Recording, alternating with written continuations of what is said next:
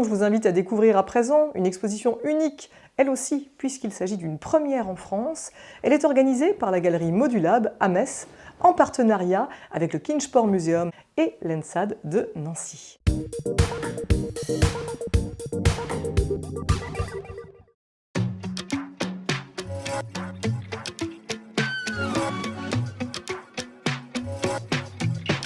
Das Blumenbuch, c'est une exposition vraiment très atypique parce que c'est une archive en fait, qui est issue d'un musée à Offenbach, à côté de Francfort en Allemagne.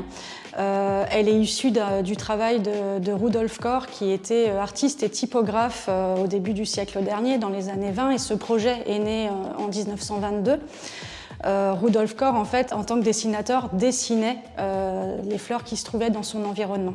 Donc ici, on va retrouver un ensemble de documents issus de l'archive, à la fois des carnets de croquis, des bois gravés, et puis différents livres, portfolios, et jusqu'aux premières éditions de poche, puisque la première édition du Petit livre des fleurs, Das kleine Blumenbuch, est apparue en 1932.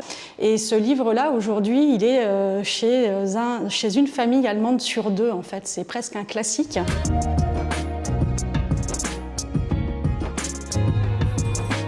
Rudolf Corr travaillait avec Credel, qui lui a proposé de graver ses 250 dessins, de les graver sur bois.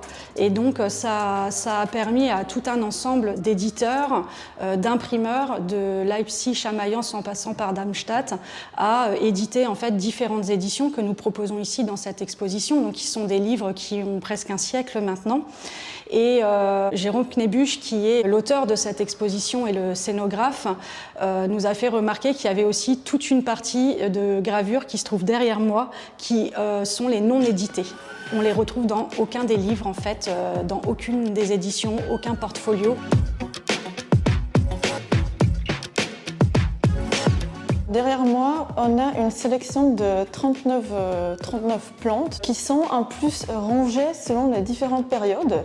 Donc on va commencer par une plante qui est une perce-neige et puis on va finir par des plantes qui poussent plutôt dans la deuxième moitié de printemps, début d'été. Ce qui est assez exceptionnel aussi, c'est que ces gravures ont été imprimées et puis elles ont été entièrement colorées à la main.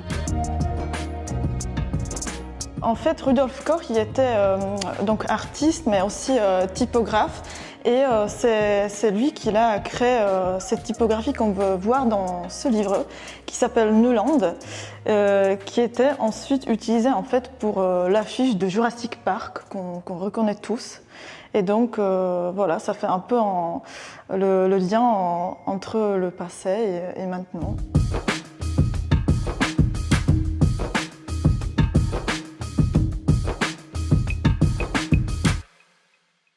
Et pour en profiter, vous avez encore jusqu'au 17 juin, galerie Modulab, 28 rue Mazel à Metz.